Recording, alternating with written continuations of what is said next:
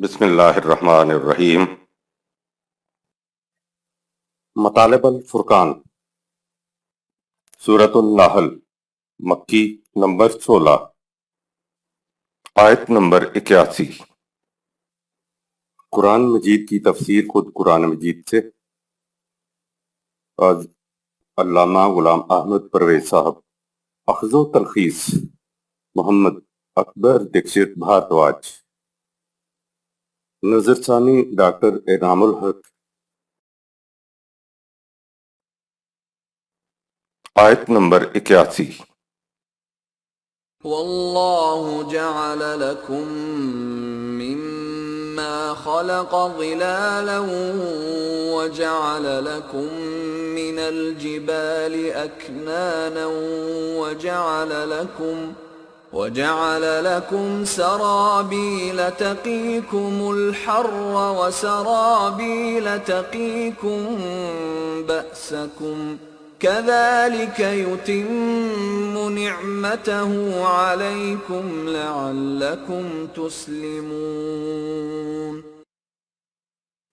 پھر خدا نے تمہارے لیے اپنی پیدا کردہ اشیاء اور درختوں کے سائے بنا دیے تاکہ دھوپ کی تپش سے پناہ لے سکو، اور پہاڑوں میں تمہارے لیے پناہ گاہیں بنائیں اور تمہارے لیے گرمی سے محفوظ رکھنے والے کپڑے بنائے، اور آہنی لباس زرہ بختر بنا دی جو تمہیں ہتھیاروں کی زد سے بچاتا ہے۔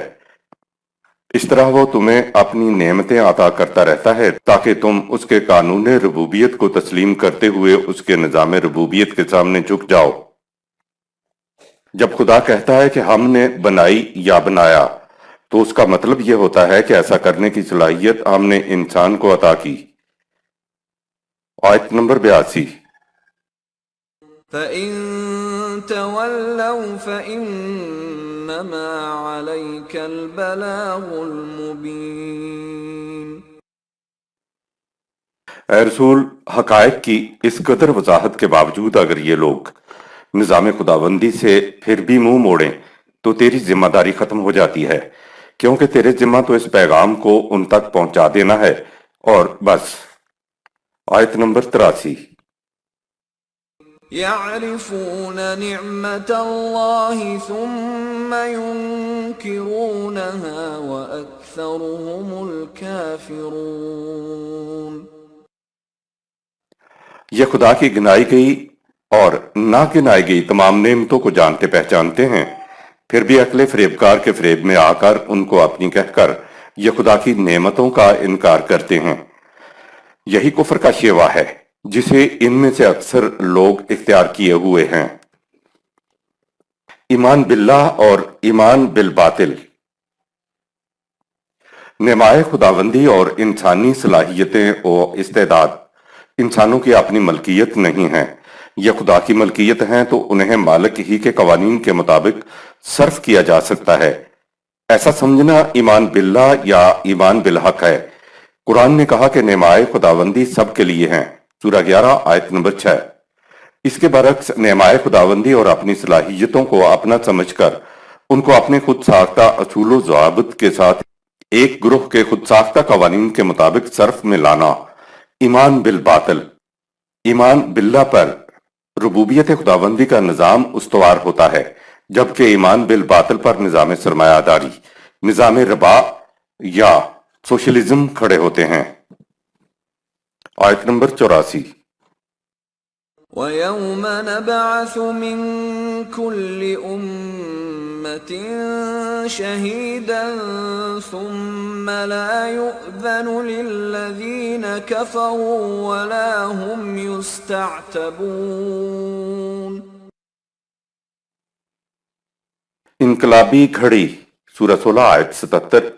یہ ہوگی کہ ایک دور میں خود ان مختلف پارٹیوں کے اندر سے ایسے لوگ اٹھ کھڑے ہوں گے جو نظام خداوندی کی شہادت دیں گے، سورہ 4 آیت 41، سورہ 16 آیت 99۔ پھر وہ نظام خداوندی سے سرکشی برتنے والوں کو اس نظام کے الٹ کرنے کی مزید اجازت نہیں دیں گے، اور مخالفین وہ ہزار چاہیں گے کہ ذلت اور رسوائیوں کا عذاب ان سے ٹل جائے، لیکن ایسا نہیں ہو سکے گا، سورہ 41 آیت نمبر 24۔ قرآنی انقلاب باہر سے نہیں قوم کے اندر سے اٹھتا ہے اور چھا جاتا ہے۔ باہر سے آ کر کوئی قوم دوسری قوم پر مسلط ہو جائے تو یہ انقلاب نہیں فساد ہوتا ہے، کیونکہ ایک باطل کی جگہ دوسرا باطل جگہ لے لیتا ہے۔ قرآنی انقلاب تو قوم کے اندر سے ہی اٹھتا ہے، صحیح ایمان والی جماعت اٹھتی ہے اور وہ باطل کی جگہ لے لیتی ہے، یہ ہوتا ہے صحیح انقلاب۔ انسانی رفاقت کے ساتھ یہ انقلاب جلد آ جاتا ہے، جبکہ انقلاب کی کائناتی رفتار بڑی سست ہوتی ہے۔ اس کا ایک ایک مرحلہ ہمارے شمار سے ہزار ہزار سال اور بعض مراحل 50-50 ہزار سال میں طے ہوتے ہیں۔ جن لوگوں کے ہاتھوں یہ انقلاب آتا ہے وہ ایک پارٹی کی شکل میں اسی قوم میں سے اٹھ کھڑے ہوتے ہیں، اور پھر وہ پارٹی اس قوم کے اعمال کی نگران بنتی ہے۔ یہ صورت پیدا ہوتی ہے تو پھر سرکشوں کو منمانی نہیں کرنے دی جاتی۔ اگر وہ چاہیں کہ انقلاب کی وجہ سے جو ذلت و رسوائی ہوئی ہے اس کو روک دیں تو نہ روک سکیں گے، اور نہ ہی یہ عذاب ان سے کم ہوگا۔ قوم کے ارباب فکر و نظر ایک جماعت کی حیثیت سے صحیح ایمان کی بنیادوں پر اٹھتے ہیں اور فطرت کے تقاضوں کے مطابق درپردہ سست رواں دواں انقلاب کا دست و بازو بن کر انقلابی مراحل کو انسانی شمار کے مطابق دنوں مہینوں میں طے کرا دیتے ہیں، اور حق نظام جزوی طور پر نہیں بلکہ پوری طرح مسلط ہو کر چھا جاتا ہے۔ آیت نمبر 85۔ وَإِذَا رَأَى الَّذِينَ ظَلَمُوا الْعَذَابَ فَلَا يُخَفَّفُ عَنْهُمْ وَلَا هُمْ يُنظَرُونَ۔ اور جب وہ عذاب سرکشی برتنے والوں کے سامنے نمودار ہو کر آ جائے گا تو پھر نہ تو اس عذاب میں کوئی تخفیف ہوگی اور نہ ہی انہیں مہلت دی جائے گی۔ آیت نمبر 86۔ وَإِذَا رَأَى الَّذِينَ أَشْرَكُوا شُرَكَاءَهُمْ قَالُوا رَبَّنَا هَؤُلَاءِ شُرَكَاؤُنَا الَّذِينَ كُنَّا نَدْعُو مِن دُونِكَ فَأَلْقَوْا إِلَيْهِمُ الْقَوْلَ إِنَّكُمْ لَكَاذِبُونَ۔ اور خدا کے ساتھ دوسروں کو شریک کرنے والے جب اپنے ٹھہرائے ہوئے شریکوں کو دیکھیں گے تو کہیں گے اے ہمارے پروردگار، یہ ہیں وہ جن کو ہم تیرے سوا پکارا کرتے تھے۔ تو ان کے ٹھہرائے ہوئے شریک ان کو جھٹلاتے ہوئے کہیں گے کہ یہ جھوٹ بول رہے ہیں۔ انسانوں کی محکومیت اختیار کرنا اور نعمائے خداوندی کو اپنا سمجھنا سب سے بڑا شرک ہے۔ بتوں کی پوجا کرنا تو نادانی ہے، اصل شرک تو یہ ہے کہ نعمائے خداوندی کو اپنا سمجھا جائے۔ ایسا سمجھنے سے نظام ربا یا نظام سرمایہ داری قائم ہوتا ہے، جس میں خدا کی ملکیت فمن اللہ کو اپنے ہی خود ساختہ قوانین کے تحت صرف میں لایا جاتا ہے۔ حق تو یہ تھا کہ جس خدا کی نعمہ ملکیت ہیں ان کو اسی کے قوانین کے مطابق صرف کیا جاتا۔ پہلے زمانے میں ہاتھ کے گھڑے ہوئے دیوی دیوتا کو پوجا جاتا تھا، لیکن اب تو انسانوں کو دیوی دیوتا انتخاب کے ذریعے ووٹ کے ذریعے چن کر بنایا جاتا ہے۔ انتخاب سے مقصد ہوتا ہے کہ ہمارے منتخب اراکین قانون سازی کریں گے۔ قانون سازی کے اختیارات دینا یہی تو خدا بنانا ہوتا ہے، کیونکہ قانون بنانے اور حکومت کرنے کا حق خدا کسی کو نہیں دیتا۔ پھر ان منتخب کردہ اراکین کے پیچھے پیچھے بھاگتے ہیں، ہاتھ نہیں آتے، مل جائیں تو گڑ گڑا کر ان کے سامنے درخواست پیش کی جاتی ہے۔ جیسے کہ قانون نام کی کوئی شے ملک میں نہیں ہے، تب ہی تو درخواست پیش کی جاتی ہیں۔ اس سے بڑھ کر بت پرستی یا شرک اور کیا ہو سکتا ہے؟ اگر کوئی جابر فرعون کی طرح خود مسلط ہو جائے تو کہا جا سکتا ہے کہ صاحب اس میں ہمارا کوئی قصور نہیں، ہم مجبور ہیں، مگر یہاں تو انسانوں کو انسانوں پر منتخب کر کے خود مسلط کرتے ہیں۔ جمہوریت میں بھی تو یہی فلسفہ ہے کہ قانون بنانے کا حق اکثریت کو ہے۔ قرآن کی جمہوریت یہ ہے کہ مجلس مشاورت حدود اللہ میں رہتے ہوئے قانون بنائے، یعنی مادر پدر آزاد مشاورت کی گنجائش اس میں نہیں ہے۔ حق حکومت اور قانون بنانے کے اختیار کو خدا کسی کی طرف منتقل نہیں کرتا، خواہ وہ ایک فرد ہو یا افراد کا گروہ ہی کیوں نہ ہو، چاہے حکمران ہو یہاں تک کہ نبی ہی کیوں نہ ہو۔ کوئی بھی یہ نہیں کہہ سکتا کہ تم میرے محکوم بن جاؤ۔ سورہ 3 آیت نمبر 78۔ آیت نمبر 87۔ وَأَلْقَوْا إِلَى اللَّهِ يَوْمَئِذٍ السَّلَمَ وَضَلَّ عَنْهُمْ مَا كَانُوا يَفْتَرُونَ۔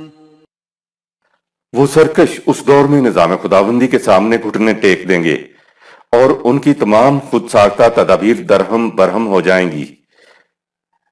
آیت نمبر 88۔ الذين كفروا وصدوا عن سبيل الله زدناهم عذابا فوق العذاب بما كانوا يفسدون۔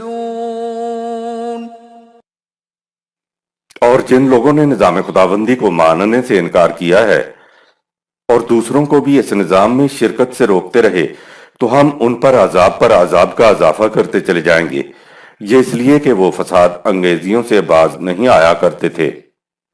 ہم تو لٹ بازی، پتھراؤ، گالم گلوچ، چوری چکاری اور دنگا فساد وغیرہ کو ہی فساد کہتے ہیں۔ غلط نظام کو ہم نے کبھی فساد نہیں کہا۔ قرآن ہر غلط نظام کو فساد کہتا ہے۔ یہ چوری چکاری وغیرہ تو دراصل نظام کے اندر فساد کی وجہ سے رونما ہوتی ہیں۔ جیسے فساد خون کا مظاہرہ پھوڑے پھنسی کی صورت میں ہوتا ہے، اصل فساد تو اندر خون میں ہوتا ہے۔ فساد کے معنی ہے ناہمواریاں پیدا کرنے والے باطل رسم و رواج، عقائد و قوانین اور نظام ربا یا نظام سرمایہ داری کے اندر معاشرے میں ناہمواریاں پیدا کرنے کا فساد پوشیدہ ہوتا ہے، تبھی تو معاشرہ غلط تقسیم، فساد کی وجہ سے طبقات میں تقسیم ہو جاتا ہے۔ آیت نمبر 99۔ وَيَوْمَ نَبْعَثُ فِي كُلِّ أُمَّةٍ شَهِيدًا عَلَيْهِمْ مِنْ أَنفُسِهِمْ وَجِئْنَا بِكَ شَهِيدًا عَلَى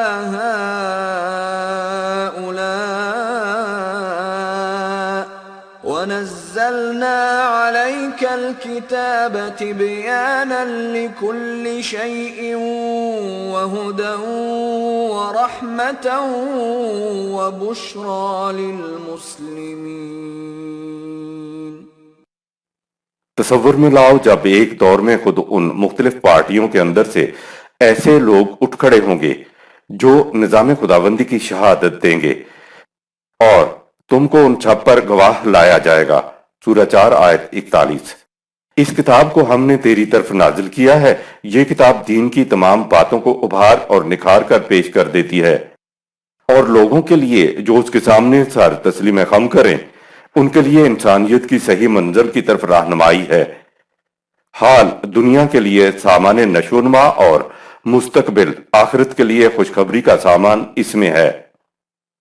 تبیاناً رہنمائی کرنے والی ہے، واہدن دنیا کی صلاحیتوں کی نشو و نما کرنے والی ہے، ورحمتن اور اطاعت کرنے والوں کی نشو و نما کرنے والی ہے، وبشرن بشارت کا لفظ تو بتا رہا ہے کہ یہ قیامت تک سارے انسانوں کی طرف کتاب ہے، لیکن یہ وضاحت، ہدایت، رحمت اور بشارت صرف ان کے لیے ہے جو اس کے سامنے سر تسلیم خم کرتے ہیں۔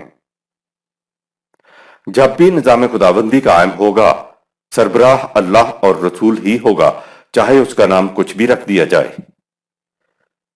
پہلے بھی سورۃ البقرہ میں یہ مضمون آیا ہے کہ اے جماعت مومنین، ہم نے تمہیں امت وسط یعنی بین الاقوامی پوزیشن کی حامل امت بنایا ہے،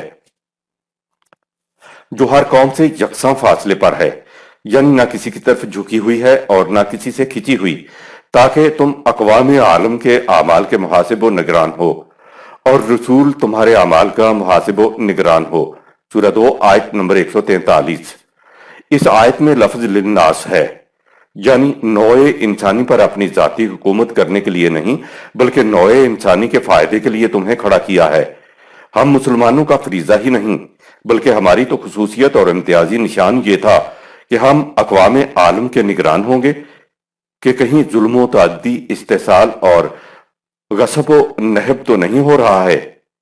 اس کے برعکس مذہبی پیشوائیت ہمیں سمجھا رہی ہے کہ مذہب کی چند رسومات پوری کر دو تو پھر اس دنیا میں نجات نہیں، یہاں تو تم عذاب ہی میں رہو گے، لیکن تمہیں اخروی زندگی میں نجات مل جائے گی، جنت مل جائے گی۔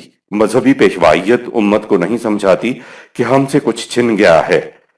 قومی اور نسلی اعتبار سے تو ہم ایک قوم ضرور ہیں، مگر امت واحدہ بالکل نہیں ہیں، جس کی علامت شہداء علی الناس سورہ 2 آیت 143 تھی۔ جماعت مومنین اپنے دور میں اقوام کے اعمال کی نگرانی کی تھی، اور رسول اللہ صلی اللہ علیہ وسلم نے اپنے زمانے میں بحیثیت سربراہ مملکت امت کی نگرانی کا فریضہ ادا کیا تھا۔ رسول اللہ صلی اللہ علیہ وسلم کے بعد کار رسالت کا فریضہ خلفائے راشدین کی طرف منتقل ہو گیا اور یہ فریضہ ادا ہوتا رہا۔ جب بھی اسلامی نظام قائم ہوگا تو اس کا سربراہ قرآن کی روح سے فرائض رسالت ادا کر رہا ہوگا۔ جہاں جہاں قرآن رسول اللہ صلی اللہ علیہ وسلم سے مخاطب ہے اور جہاں جہاں قرآن میں آپ صلی اللہ علیہ وسلم کے فرائض کا ذکر ہے، اب وہاں وہاں اسلامی مملکت کے سربراہ کو مخاطب سمجھا جائے گا، جیسا کہ خلفائے راشدین کے دور میں سمجھا گیا۔ اس سربراہ کو مرکزی اتھارٹی یا مرکز ملت کہا جاتا ہے۔ یہ سینٹرل اتھارٹی یا مرکز ملت کسی ایک شخصیت کا نام نہیں ہے۔ رسول اللہ صلی اللہ علیہ وسلم اور خلفائے راشدین اپنے اپنے زمانے میں اس حیثیت میں فرائض ادا کرتے رہے ہیں، اور آئندہ بھی کار رسالت کو اسلامی مملکت کا سربراہ ادا کرے گا۔ قرآن کے بتائے گئے مقام بلند اور اقوام عالم کی نگرانی کا مستحق کوئی ایک فرد نہیں ہے، بلکہ پوری کی پوری امت کا فریضہ ہے۔ کہا جعلناکم امتن وسطن سورہ 2 آیت نمبر 143۔ تو پوری امت اس مقام بلند میں شریک ہے۔ اقوام عالم کی نگرانی کے لیے کسی شخصیت کا نام نہیں لیا گیا ہے، پوری امت کہا ہے۔ امت کے اعمال کی نگرانی کا فریضہ ایک شخصیت رسول اللہ صلی اللہ علیہ وسلم نے ادا کیا تھا، اور اپنے زمانے میں خلفائے راشدین نے کار رسالت کا فریضہ ادا کیا تھا۔ قرآن نے شخصیت کی نفی کرتے ہوئے کہہ دیا، محمد صلی اللہ علیہ وسلم بجز این است کہ وہ اللہ کے رسول ہیں۔ اس سے پہلے بھی رسول آئے، اپنا اپنا مشن ادا کر کے تشریف لے گئے۔ اب اگر کل کو یہ محمد صلی اللہ علیہ وسلم فوت ہو جائیں یا قتل کر دیے جائیں تو تم سمجھو گے کہ نظام تو اس شخصیت کے سہارے قائم تھا، وہ اب دنیا میں نہیں رہا تو یہ نظام بھی ختم ہو گیا۔ تو کیا تم پلٹ جاؤ گے اپنے پہلے باطل نظام کی طرف؟ اس آیت میں محمد صلی اللہ علیہ وسلم کی رسالت کا ذکر ہے، اور ساتھ ہی کہہ دیا کہ یہ کوئی پہلا رسول نہیں ہے، اس سے پہلے بھی رسول آئے، اپنا اپنا مشن پورا کر کے دنیا سے گزر گئے۔ نظام خداوندی شخصیت سے وابستہ نہیں ہوتا۔ اس آیت میں کہا گیا کہ اے رسول، تمہیں ہم نے نگران مقرر کیا ہے، سورہ 16 آیت نمبر 69۔ کہیں یہ نظام شخصیت پر مرکوز نہ ہو جائے، فوراً بتا دیا کہ یہ شخصیت کیا کام کرے گی۔ کہا، اے رسول، ہم نے یہ کتاب تیری طرف نازل کر دی ہے جو دین سے متعلق تمام امور کو واضح طور سے بیان کر دیتی ہے۔ قیامت تک جو اقوام اس کتاب کے سامنے سر تسلی میں خم کریں گی، ان کو یہ کتاب وضاحت، ہدایت، رحمت اور بشارت دیتی رہے گی۔ رسول اللہ صلی اللہ علیہ وسلم وفات پا گئے ہیں تو کیا ہوا؟ وہ کتاب تو اپنی اصلی حالت میں ہمارے پاس موجود ہے، جس کی روح سے نبی اکرم صلی اللہ علیہ وسلم نے فرائض رسالت ادا کیے تھے۔ اب اور جب جو اقوام اس کتاب کی طرف رجوع کریں گی اور ان کو 4 چیزیں یعنی نمبر 1 وضاحت تبیانن، نمبر 2 ہدایت ہدن، نمبر 3 رحمت رحمتن، اور نمبر 4 بشارتیں بشرا ملیں گی۔ ویسے تو پوری کتاب ہدایت کا مجموعہ ہے، لیکن اسی صورت میں آگے چند اصولی اقدار بیان کی گئی ہیں کہ اس کتاب نے تمہیں کیا کچھ بنانا ہے۔ آیت نمبر 90۔ ان اللہ یأمر بالعدل والإحسان وإیتاء ذی القربى وینہى عن الفحشاء والمنکر والبغی یعظکم لعلکم تذکرون۔ اے جماعت مومنین، دیگر امور کے علاوہ خدا تمہیں ان باتوں کا حکم دیتا ہے کہ نمبر 1 پورا حق ادا کرتے ہوئے ہر ایک سے عدل کرو، نمبر 2 لوگوں کی کمیوں کو دور کرو، چاہے اس مقصد کے لیے تمہیں اس کے حق سے زیادہ ہی کیوں نہ دینا پڑے، ऐसा करने से मुआशरे का तवाजुन बरकरार रहेगा। नंबर 3, अदलो एहसान की इब्तिदा अपने करीबी अहले खानदान वालों और आसपास के लोगों से करो। नंबर 4, बुखल से हमेशा बचो, यानी सब कुछ अपने लिए समेट कर न बैठ जाओ। नंबर 5, कुरान जिन कामों से रोके उनसे रुक जाओ। और नंबर 6, हदूदुल्लाह से तजावुज न करो। ये चंद इखलाकी कदरें इसलिए बयान की गई हैं ताकि तुम इंसानी जिंदगी के बुलंद मकसद को हमेशा सामने रखो। याइज़ुकुम इस लफ्ज से वाज निकला है, उसके एक मानी कानूनी हैसियत की चीजें सामने लाना भी होता है। अदल, एहसान, दिल कुर्बा, अल फहशा, अल मुनकर और अल बागी फराइज निजाम खुदाबंदी ही में अदा हो सकते हैं। कुरान करीम पूजा और परस्तश नहीं सिखाता, बल्कि ये निगरानी, निगहबानी, हुक्मरानी और सबसे आगे रहना सिखाता है। इस सिलसिले में जमायत मोमिनीन को चंद उसूली हदायत दी गई हैं, जिनमें से कुछ पर वसीह तौर पर अपनी हुकूमत में ही अमल दरामद हो सकता है। आयत में बयान करदा कुरानी इस्तिलाहात की नीचे तशरीह की जाती है। नंबर 1, अदल। अदल यह है कि जिस चीज पर खुदा ने किसी का हक करार दिया है वो उसका हक है। अदल करने के लिए कुव्वत दरकार है, उसके बगैर अदल पर वाज तो किया जा सकता है मगर अदल नहीं किया जा सकता। जहां खुद अदल करना है तो वहां दूसरों के अदल की निगरानी भी करनी है। अगर कोई अदल नहीं कर रहा है तो उसकी रोकथाम के लिए गलबा और कुव्वत हुकूमत की जरूरत होगी। ज़हन इंसानिया ने आज तक बुलंद तरीन तस्वर अदल जस्टिस का ही दिया है। इंसानी साख्ता कानून के मुताबिक फैसला अदल कहलाता है, चाहे उस फैसले से एक शख्स की जिंदगी मुतवाजन ना भी होने पाए, यह अदल कहलाता है। कुरान ने आगे बढ़कर अदल के साथ एहसान का भी तस्वर दिया है, जिसके मुताबिक इंसान की इंसानी मुआशरा की कमियों को दूर करके तवाज़ुन बदोश रवां कर देना है। अभी तक दुनिया ने अदल की तारीफ डेफिनेशन नहीं की, क्योंकि जिस कानून के तहत इंसाफ किया जा रहा है अगर वही अदल पर मबनी न हो तो उसके तहत फैसला अदल पर क्यों कर मबनी होगा। लिहाजा खुदा के कानून के मुताबिक किए गए अदल को ही अदल कहा जाएगा। नंबर 2, एहसान। एहसान यह है कि जिस शख्स में पूरी मेहनत करने के बावजूद कोई कमी रह जाए, उसकी कमी को पूरा करके उसके तवाजुन को दुरुस्त कर दो। अगरचे इनफरादी एहसान भी जरूरी है, लेकिन मकसूद इज्तिमाई एहसान है ताकि मुआशरा मजमूई तौर पर नाहमवारियों का शिकार ना होने पाए। मुआशरे की नाहमवारियों को दूर करने और उसमें तवाजुन पैदा करने के लिए हुकूमत का होना और सामान्य चीज पर हुकूमत का कब्जा जरूरी है ताकि पूरे मुआशरे का तवाजुन दुरुस्त किया जा सके। नंबर 3, ज़िल कुर्बा। निज़ाम इस्लाम के इब्तदाई दौर में इनफरादी तौर पर ज़िल कुर्बा का ख्याल करना और उनके साथ अदलो एहसान का फरीजा अदा करना होगा, लेकिन उसकी आखिरी सूरत तो यही होगी कि सामान्य जीत हुकूमत के पास हो ताकि न सिर्फ अपने मुआशरे को गैर मुतवाजन न होने दें बल्कि कुर्बो जवार की ज़िल कुर्बा ममलकतों को भी मुतवाजन करने का काम किया जा सके। नंबर 4, अल-फहशाए के मानी बुखल के हैं। अरबों के यहाँ बुखल बदतरीन किस्म की खसलत थी। अरबों के यहाँ तवाज़े करना और करीम होना बहुत बड़ा शर्फ था, आज भी है। उसके मुकाबले में बखील होना इतनी बड़ी बुराई थी कि बेहयाई के लिए लफ्ज ही उनके यहाँ बखील होता था। वो उसे कहते ही बड़ा बेहया है। हया का तकाजा उनके यहाँ तवाज़े और फराखिए हौसलगी और वसअत कल्ब थी। बुखल के मानी है सब कुछ अपनी जात के लिए समेट लेना। बुखल दरअसल एक नफ्सियाती मर्ज है। इस मर्ज में इंसान की जात में एक खला वकीहून पैदा हो जाता है जो भरता ही नहीं, यहां तक कि मौत आ जाती है। सूरा 102 आयात 1 ता 2। इसका इलाज नफ्सियाती तब्दीली से ही मुमकिन है। बुखल ऊंटों में झूठी प्यास जैसे मर्ज को भी कहते हैं। इस किस्म का एक मर्ज झूठी इज्जत का होता है। सूरा 2 आयत नंबर 206।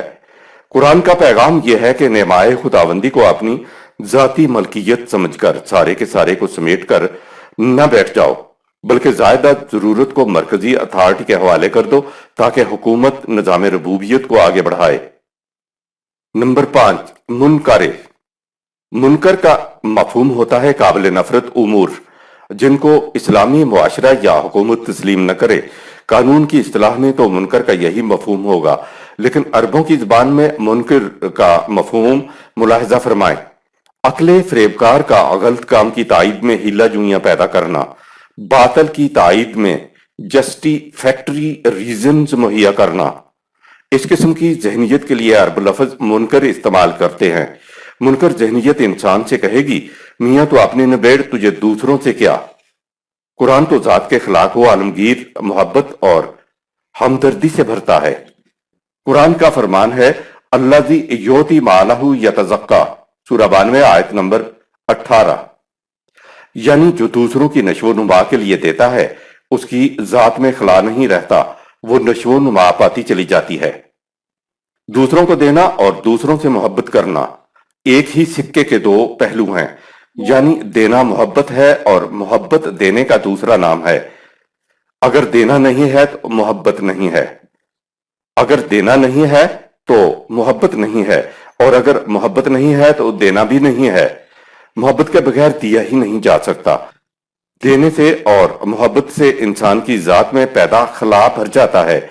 मुनकर ज़दा ज़हनीयत से अगर कोई पूछे कि भाई क्या तुमने इत्मीनान कर लिया था कि मजदूर और उसके बच्चों का तुम्हारी दी हुई उजरत में पेट भर जाएगा, तो जवाब होता है जी, उनके तकाजों की तो कोई इंतहा ही नहीं, देते चले जाओ, ये मांगते चले जाएंगे। ये होती है मुनकर ज़हनीयत। देगा वही जिसका ईमान हो कि वमा बिकुम मिन नेमतिन फा मिनल्लाह, सूरह 16 आयत नंबर 53, यानी जो भी नेमाए खुदाबंदी हैं वो किसी इंसान की मलकियत नहीं, वो खुदा की मलकियत हैं और उनको नौए इंसान की रबूबियत के लिए खुला रहना चाहिए। नंबर 6, अल बगिये, हुदूदुल्लाह से तजावज ना तो खुद करना और दूसरों की अल बगिये पर भी निगाह रखना। मंदरजा बाला 6 फराइज तकाजा करते हैं कि मोमिनीन के पास हुकूमत हो, क्योंकि ये फराइज कुव्वत व गलबा हुकूमत के बगैर अदा नहीं हो सकते। लिहाजा ये हकीकत है कि कुरान मजहबी हरकत व सकनात और रसूमात सिखाने वाली किताब नहीं है, बल्कि हुक्मरानी और निगरानी और निगहबानी सिखाने और सब अक़वाम से आगे बढ़ाने वाली किताब है। अगर मोमिनीन के लिए हुकूमत की जरूरत ना होती तो ये किताब मोमिनीन पर मंदरजा बाला फराइज आयद ही न करती। पूजा हो प्रस्तुत तो इंसान हर जगह और हर मुल्क में कर सकता है। हुकूकुल्लाह और हुकूकुल इबाद की इस्तिलाहें कुरान में कहीं भी इस्तेमाल नहीं हुई हैं। सारे कुरान में सिर्फ एक जगह हक का हु, सूरह 6 आयत 142 का लफ्ज आया है। वो भी उस जगह आया है कि जब तुम फसल उठाओ तो जो ज़ायदा जरूरत है उसको अल्लाह को दे दो, यानी निजाम खुदाबंदी को दे दो, और निजाम उनको देगा जिनकी जरूरत पूरी नहीं हो रही। आयत नंबर 91, وَأَوْفُوا بِعَهْدِ اللَّهِ إِذَا عَاهَدتُّمْ وَلَا تَنقُضُوا الْأَيْمَانَ بَعْدَ تَوْكِيدِهَا وَقَدْ جَعَلْتُمُ اللَّهَ عَلَيْكُمْ كَفِيلًا إِنَّ اللَّهَ يَعْلَمُ مَا تَفْعَلُونَ۔ मजीद अहकामात ये हैं। नंबर 7, और अल्लाह के साथ बांधे हुए अहद, सूरह 9 आयत 111 को पूरा करो और अपने कौलो इकरार को पुख्ता कर लेने के बाद मत तोड़ो, क्योंकि तुम अपने कौलो इकरार पर अल्लाह को जामन करार दे चुके हो। जो कुछ तुम करते हो अल्लाह को उसका इल्म होता है। नंबर 7, अहद, जब तुम खुदा के साथ अहद करके सूरह 9 आयत 111 जमायत मोमिनीन में शामिल हो जाओ तो अपने अहद को पूरा करो, जबकि तुमने खुदा को जामन ठहराकर कौलो करार को पुख्ता कर लिया हो तो उसको न तोड़ो। अमूमन कहा जाता है कि स्टेट खुद मुख्तार यानी सावरन होती है, और सावरनिटी के मानी होते हैं अकाउंटेबल टू नॉन, यानी किसी को जवाब देना होना। खुदा से बढ़कर सावरन कौन हो सकता है? वो इंसानों से कहता है कि वादे की पाबंदी करो, वादे के मुतल्लिक तुमसे पूछा जाएगा, सूरह 17 आयत नंबर 34। और अपने मुतल्लिक खुदा ने कहा है, हमारा वादा अगर पूरा न हो तो हमसे पूछ सकते हो कि क्यों वादा पूरा न हुआ, सूरह 25 आयत नंबर 16। دیکھیے خدا نے اپنے آپ کو برابر کی حیثیت پر لا کر کھڑا کر دیا ہے، کیونکہ معاہدہ صرف دو برابر حیثیت کے حامل میں ہو سکتا ہے۔ آیت نمبر 92۔ ولا تكونوا كالتي نقضت غزلها من بعد قوة أنكاثا تتخذون أيمانكم دخلا بينكم أن تكون أمة هي أربى من أمة إنما يبلوكم الله به وَلَيُبَيِّنَنَّ لَكُمْ يَوْمَ الْقِيَامَةِ مَا كُنْتُمْ فِيهِ تَخْتَلِفُونَ۔ اور دیکھو تمہاری حالت کہیں اس بڑھیا کسی نہ ہو جائے جس نے بڑی محنت سے سود کاتا اور پھر اس کے بعد خود اپنے ہی ہاتھوں اسے ٹکڑے ٹکڑے کر ڈالا۔ تم اپنے قول و اقرار کو امن و اسلامتی کی بجائے الٹا باہمی مکر و فساد کا موجب بنا لیتے ہو، محض اس لیے کہ ایک قوم دوسری قوم سے آگے بڑھ جائے۔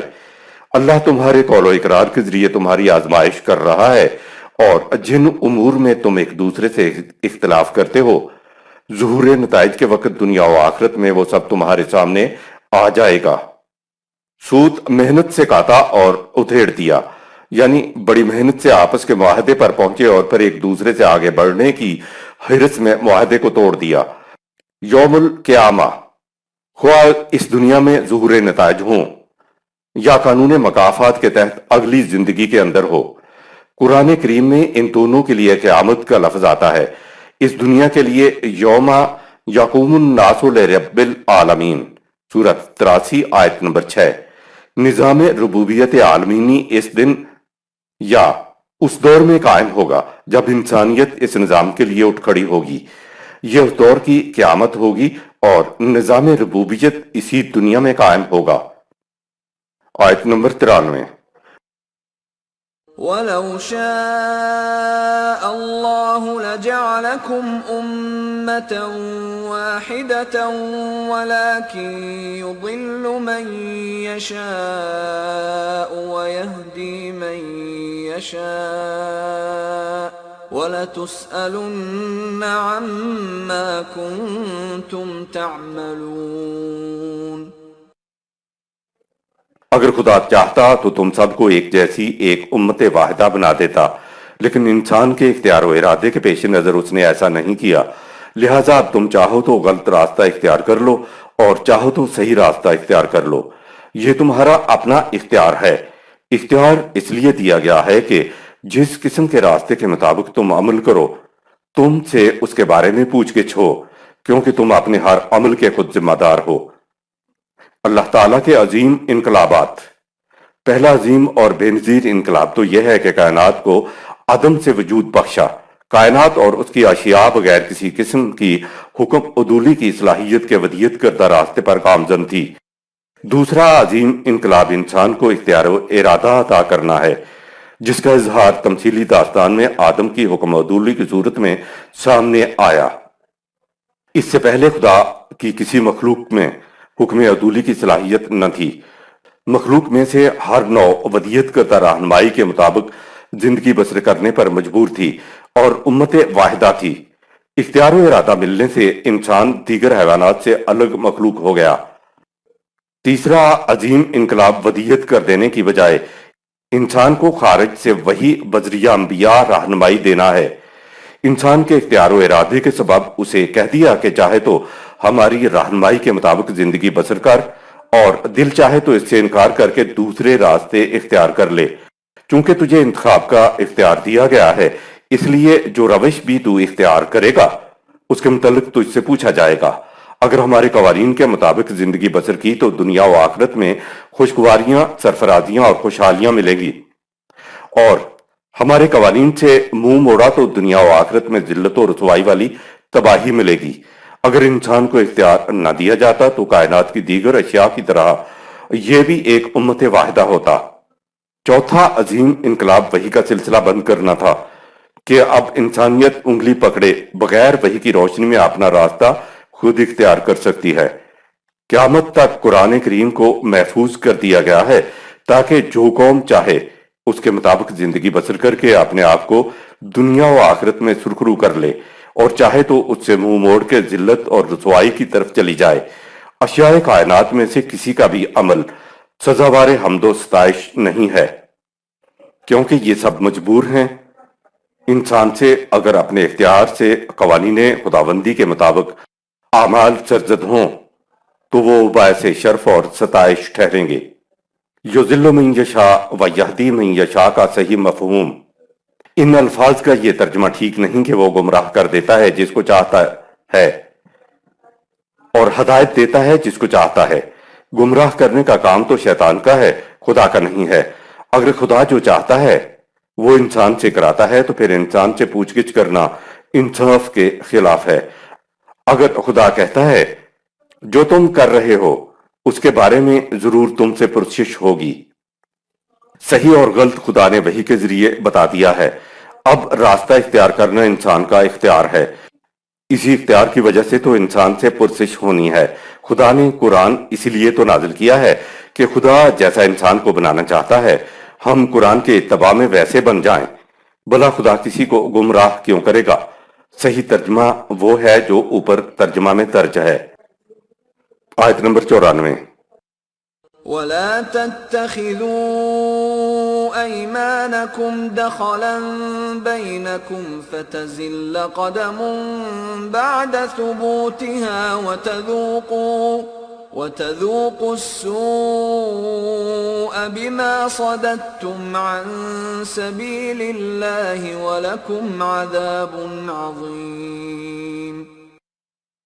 پھر سن لو، تم اپنی قسموں کو، اپنے وعدوں کو آپس میں فساد ڈالنے کا موجب نہ بنایا کرو۔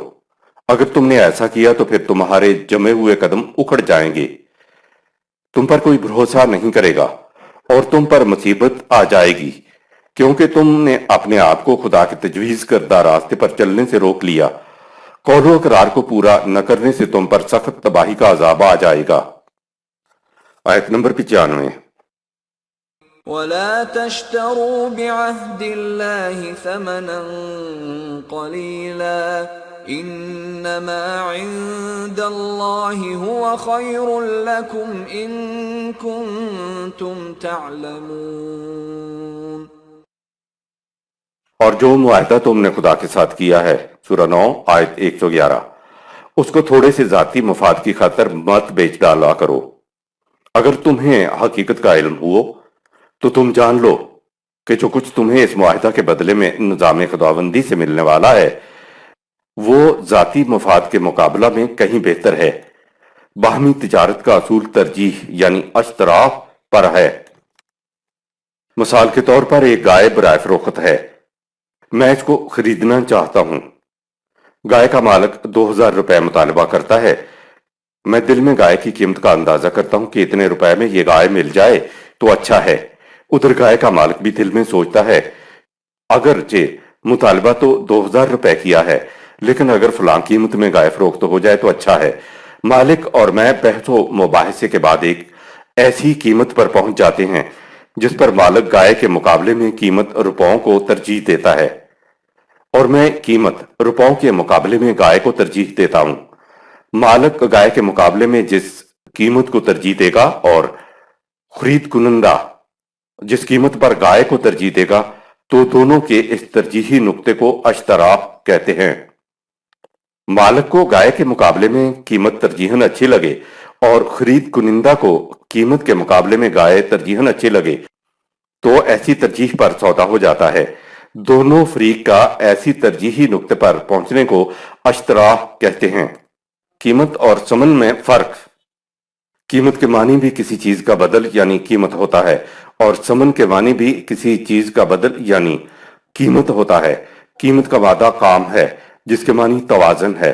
توازن کے معنی ہے کہ دو چیزیں جب برابر ہو جائیں تو وہ دونوں چیزیں ایک دوسرے کی بدل یا قیمت ہو جاتی ہے۔ مثلا $1 ہمارے ہاں 60 روپے کا ہے تو 60 روپے $1 کی قیمت ہوگی، کیونکہ اس سے وہ ڈالر اور وہ روپے دونوں برابر ہو جاتے ہیں۔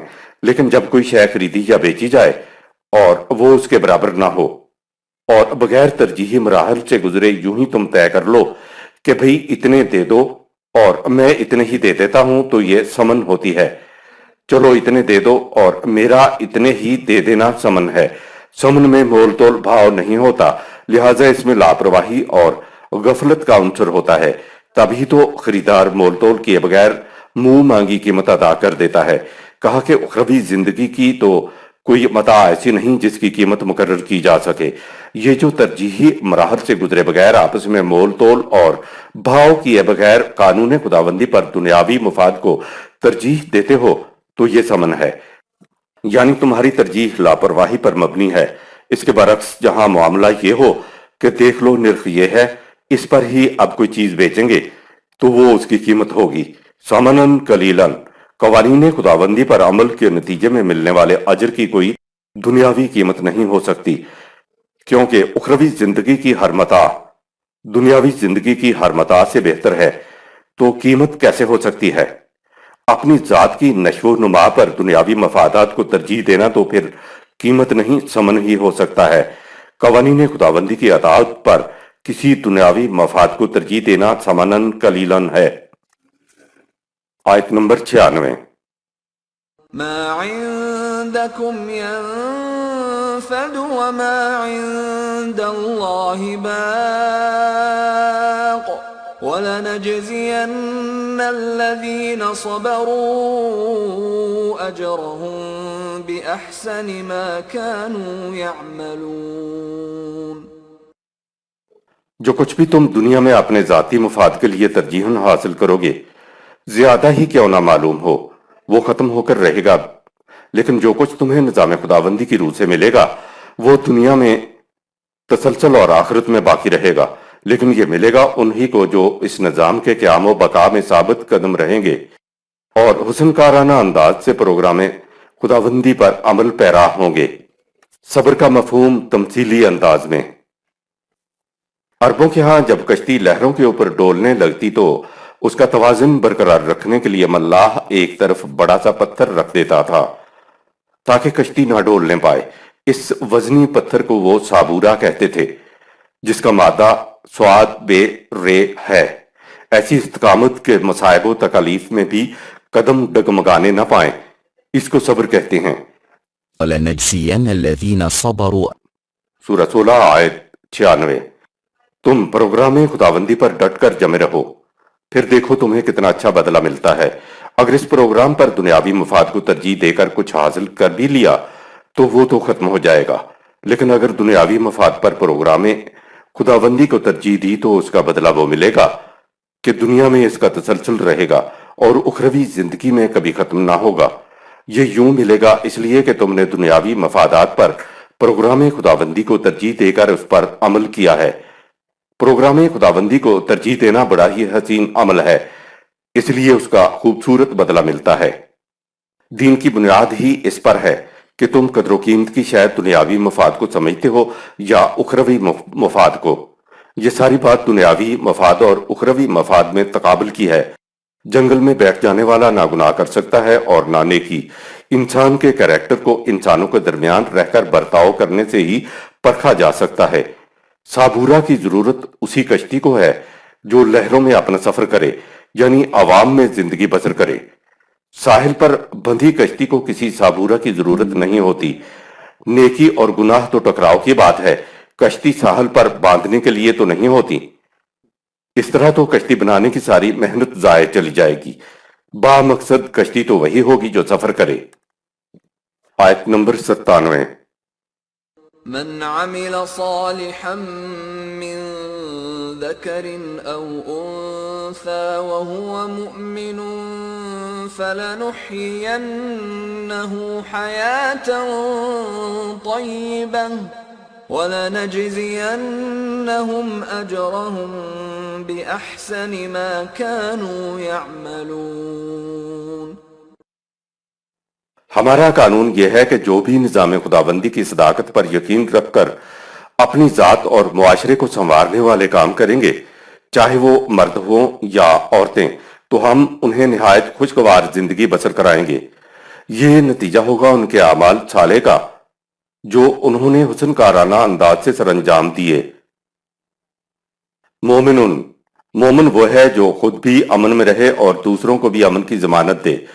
تو یہ بطن شجر ثمربار کو طیب کہتے ہیں، یعنی بہترین پھل دینے والا درخت۔ اس لفظ میں زندگی کی آسائشیں، نرمیاں، خوشگواریاں اور سرفرازیاں سب آ جاتی ہیں۔ رعوف لفظ میں لطافتیں، پاکیزگیاں بھی آ جاتی ہیں۔ اس دنیا میں حیات طیب گزرے گی تو اسی دنیا میں خوشگواریاں ملیں گی، اور اخروی زندگی میں خوشگواریاں بطور خیرات یا بخشش کے نہیں ملیں گی، بلکہ یہ احسن انداز میں قوانین خداوندی کے مطابق زندگی بسر کرنے کے عوض ملیں گی۔ آیت نمبر 98۔ فَإِذَا قَرَأْتَ الْقُرْآنَ فَاسْتَعِذْ بِاللَّهِ مِنَ الشَّيْطَانِ الرَّجِيمِ۔ جب تم قرآنی پروگرام پر عمل درآمد شروع کرو تو ترجیحی و تقابلی میدان تمہارے سامنے آئیں گے۔ اس وقت قوانین خداوندی سے وابستہ رہ کر باطل ترجیحات کی مضر رسانیوں سے سامان حفاظت طلب کرو۔ القرآن کا مادہ قرآ ہے اور مادہ عبرانی زبان کا لفظ ہے۔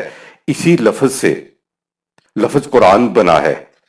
قرآن لفظ کے معنی ہوتے ہیں کسی با اختیار مملکت کی طرف سے اعلامیہ، جسے انگریزی میں پروکلیمیشن کہتے ہیں، یعنی اعلان عام۔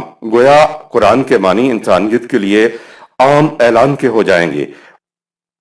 اور قرات القرآن سورہ 16 آیت 98 کے معنی ہے اعلان کرنا۔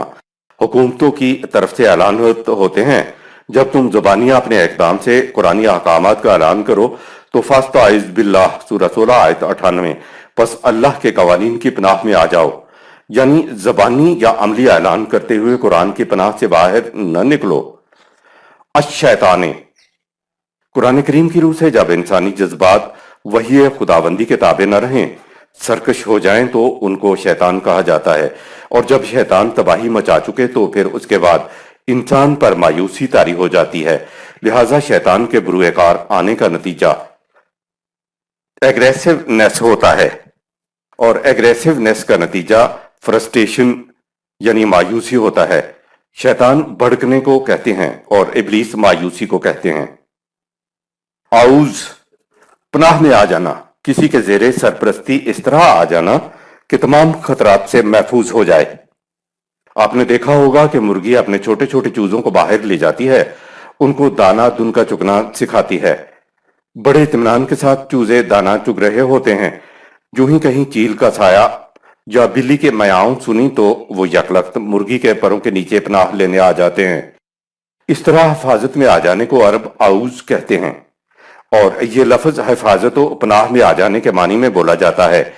اعوذ باللہ من الشیطان الرجیم کو اس انداز سے ہر وقت پڑھا جاتا ہے جیسے کسی کو شیطان چمٹا ہوا ہو۔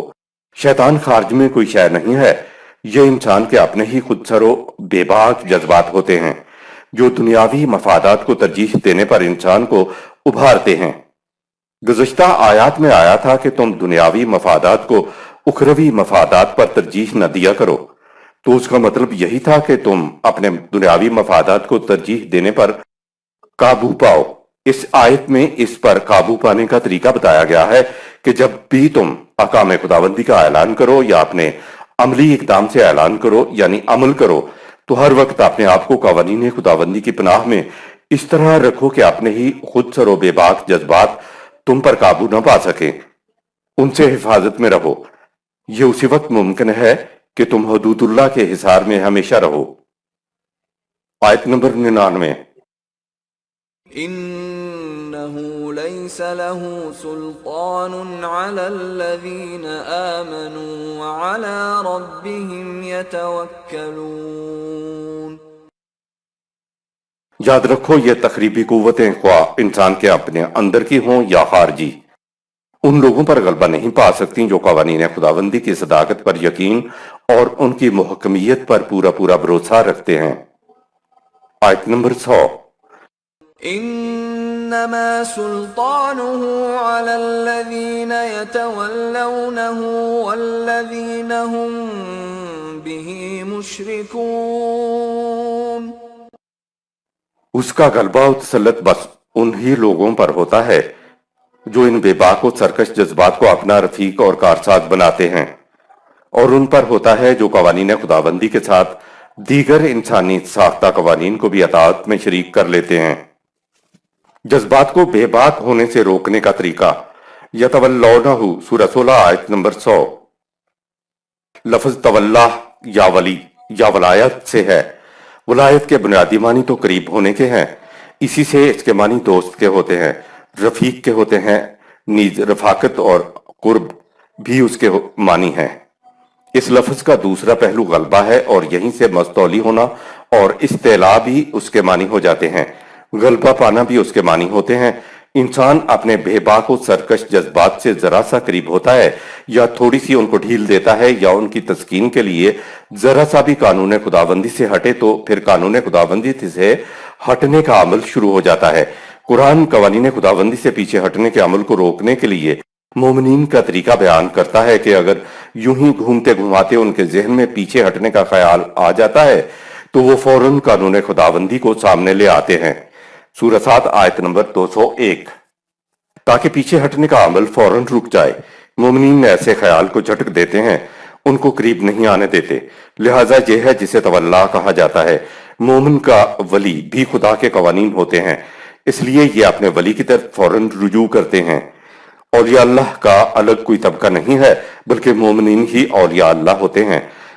एक दूसरी आयत में बताया कि सही और गलत को वही के जरिए बता दिया गया है, लेकिन किसी एक रास्ते पर चलने के लिए एक राह यानी जबर नहीं है। कुरान कहता है कि पहले तुम तागूत का इनकार करो, अपने मन के तागूत को निकालो, जैसे कि काबा के बुतों को निकाला गया था। इसके बाद कहा वयोमिनुम बिल्लाह, सूरह 2 आयत नंबर 256। बेही मुशरिकून का मफहूम, टू टेंडेंसीज, बेही मुशरिकून सूरह 16 आयत नंबर 100 के मानी पहले समझ में नहीं आते थे कि ये शिरक क्या है। एक फर्द के अंदर दो किस्म के मुतजाद रुझानात में बाहमी कशमकश होती है। इंसानी जात वाहिद होती है, इसमें अगर दो मुतजाद रुझानात पैदा हो जाएं तो इनमें बाहमी कशमकश होती है, वाहदत बरकरार नहीं रहती। इसी किस्म की कैफियत को कुरान ने फी कुलूबिहिम मरजुन सूरह 2 आयत नंबर 10 कहा है। ये नफ्सियाती अमराज हैं। उनका तज्जिया करते हुए ये देखना चाहिए कि वो दो रुझानात, टू टेंडेंसीज कौन कौन सी हैं जो अंदर आपस में टकरा रही हैं, जो इंसान की यूनिटी को तोड़ रही हैं। दो रुझानात, टू टेंडेंसीज का नाम शिर्क है। एक नुक्ते, one and only one tendency पर तवज्जो का मरकूज होना तौहीद है। सूरह 6 आयत नंबर 80। हनीफन सूरह 6 आयत 80 है, यानी कोई दूसरी टेंडेंसी रुझान मेरे अंदर नहीं है। और साथ ही हजरत इब्राहिम अलैहिस्सलाम ने कह दिया वमा अना मिनल मुशरिकीन, सूरह 6 आयत 89, यानी मैं अपनी तवज्जो को एक जगह पर मरकूज करके मुशरिकीन की सफ से निकल गया हूं। वल्लजीना हुम बिही मुशरिकून, सूरह 16 आयत 100। जो लोग कुरान के अलावा दीगर टेंडेंसीज रुझानात को भी अपने अंदर शामिल कर लेते हैं वो शिर्क हैं। कुफ्र में भी गलत ही सही, लेकिन एक रुझान, वन टेंडेंसी होती है, और तौहीद में भी एक रुझान, वन टेंडेंसी होती है। गैर हनीफ इंसानी नफ्स में इंसान के सरकश जज्बात होते हैं। इंसान की नफ्सियात में बेही मुशरिकून, सूरह 16 आयत 100 वाली कैफियत तब पैदा होती है जब दिल में खुदा का ख्याल होते हुए सरकश जज्बात गालिब आ जाएं। यह सनवियत ड्यूअलिज्म है। ऐसा मजहब में होता है जहां मजहब और सियासत को अलग अलग चीज समझा जाता है। जब तक हमारी नफ्सियात में सनवियत है उस वक्त तक दीन की वहदत, जिसे तौहीद कहते हैं, पैदा नहीं हो सकती। जिंदगी एक नाकाबिले तकसीम वहदत है। जब उसको मजहब और सियासत में तकसीम करके दो टुकड़े कर दिए तो एक हिस्सा दीनदारी, खुदा परस्ती, इबादत परस्तश और एतकादात पर मुश्तमिल हो गया, तो दूसरे हिस्से का ताल्लुक सियासत, सल्तनत और ममलिकत से हो गया। जिंदगी को दो हिस्सों में तकसीम करना दरअसल सियासी और एतकादी तकसीम नहीं है, बल्कि ये इंसानी नफ्सियात की दो हिस्सों में तकसीम हो गई। इस तरह जिंदगी दो हिस्सों में बट गई, यानी अंदर नफ्सियात में दो रुझानात, टू टेंडेंसीज पैदा हो गई। यही शिर्क है, यही बेही मुशरिकून है। मिंबरो मेहराब से वही दो रुझानात, टू टेंडेंसीज, दीनों दुनिया की आवाजें हैं। قرآن نے کہا ہے کہ شیطان کا غلبہ صرف ان لوگوں پر ہوگا جہاں دو رجحانات، ٹو ٹینڈنسیز آپس میں باہم دست و گریباں ہوتی ہیں۔ پرسنالٹی تو واحد یونٹی چاہتی ہے، اس میں یونٹی کے نہ ہونے سے مختلف رجحانات، ٹینڈنسیز انسانی شخصیت کو توڑتی ہیں۔ انسانی امکانات کو دو حصوں میں تقسیم کیا جا سکتا ہے، ایک فجور جس کے معنی پھٹ جانا، ڈس انٹیگریٹ ہو جانا ہے، اور دوسرا ہے تقوی۔ سورہ 91 آیت نمبر 8۔ تقوی کے معنی ہے محفوظ یعنی پریزرو رہنا، مختلف رجحانات میں گرفتار نہ ہونا۔ جو مادہ تقوی کا ہے وہی الواقی کا بھی ہے، جس کے معنی ہر چیز کے محفوظ کرنے، پریزرو کرنے کو کہتے ہیں، یعنی جس کے اندر کوئی چیز رکھی جائے تو وہ محفوظ رہے۔ اسی لفظ الواقی سے تقوی کا لفظ ہے۔ ایک لفظ الوقایا یعنی تقسیم شدہ شخصیت، سپلٹ اپ پرسنالٹی ہے، یا ایسی شخصیت پر شیطان کا تسلط ہوتا ہے۔ اسلامک سوشلزم کی اصطلاح ٹو ٹینڈنسیز کی پیداوار ہے۔ ان دونوں میں سے نظریہ یا تو اسلامک ہوگا یا سوشلزم ہوگا، دونوں اکٹھے ہیں تو یہ بہی مشرکون سورہ 16 آیت نمبر 100 ہے۔ سورۃ البقرہ کو سامنے لاتے ہیں۔ کیا یہ لوگ یہ چاہتے ہیں کہ ضابطۂ خداوندی کے ایک حصے پر تو ایمان رکھیں اور دوسرے حصے سے انکار کر دیں؟ کچھ حصے پر ایمان کچھ فائدہ نہ دے گا، اور اس کا نتیجہ اس کے علاوہ اور کچھ نہیں کہ دنیا میں ذلت و خواری اور اخروی زندگی میں بھی شدید ترین عذاب ہوگا۔ سورہ 2 آیت نمبر 85۔ بعض یعنی کچھ حصے پر ایمان رکھنے کا کوئی فائدہ نہیں ہوگا، کیونکہ انسان کا سینہ ازداد کی آماج گاہ بن جاتا ہے، منافقت کے مرض کا شکار ہو جاتا ہے۔ منافقت میں دو رجحانات، ٹو ٹینڈنسیز ہوتی ہیں، اس لیے کہا فی قلوبہم مرض، سورہ 2 آیت نمبر 10، اور یہی مرض بہی مشرکون سورہ 16 آیت نمبر 100 ہے۔ یہی دو متضاد رجحانات کے درمیان تصادم ہے، اس کو ابلیسی کار فرمائی کہا جاتا ہے۔ جب انسانی ذات نفسیات کے اندر متضاد قسم کے جذبات کی شرکت ہو تو قرآن اسے بہی مشرکون سورہ 16 آیت نمبر 100 کہتا ہے۔ آج تک یہ بڑی اور مشکل چیز سمجھی جا رہی تھی۔ علماء نفسیات کی تحقیق کی روشنی میں یہ بات اب سمجھ میں آئی ہے کہ ان دو الفاظ بہی مشرکون سورہ 16 آیت نمبر 100 کے معنی کیا ہیں۔ یہ دو الفاظ انسان کے بے باک جذبات کے ضمن میں قرآن نے کہے ہیں۔ صدق اللہ العظیم۔